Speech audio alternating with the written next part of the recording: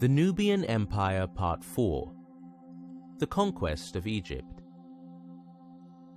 And so, in around the year 747 BC, the Kingdom of Kush began the conquest of ancient Egypt by encroaching more and more onto Egyptian territory. The Kushite king who led the initial push into Egypt was King Kashta. His wife was the Queen Pabashma, and his brother was Alara, the first recorded king of Kush, who unified Nubia and established the Kingdom of Kush. Just prior to the Kushite conquest of Egypt, some Libyan kings had temporarily taken control over parts of Egypt, and therefore Egypt was already in a weakened state.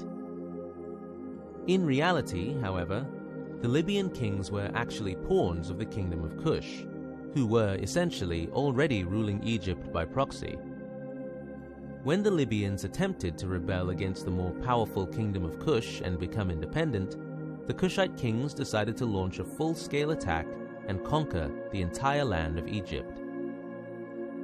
The son of King Kashta was King Piye, and he continued the campaign. In around 744 BC, King Piye came to power. The great King Piye had 4 wives, namely Queen Tiberi, Queen Aba, Queen Kensa, and Queen Pexita. The Nubian armies swept across Egypt. They took control of the cities Memphis, Karnak, and eventually the entire region of Upper Egypt in the south. Later, the city of Hermopolis in Middle Egypt fell. King Piye continued to move north, until eventually taking the city of Thebes and the entire region of Lower Egypt in the north. One of the ways in which the Kingdom of Kush promoted and solidified their conquest of Egypt was by reminding the Egyptians that previously the lands of Nubia and Egypt were once one area, and that they were descended from the same peoples. This completed the Kushite invasion, occupation, and control of Egypt, establishing themselves as the 25th dynasty of Egypt.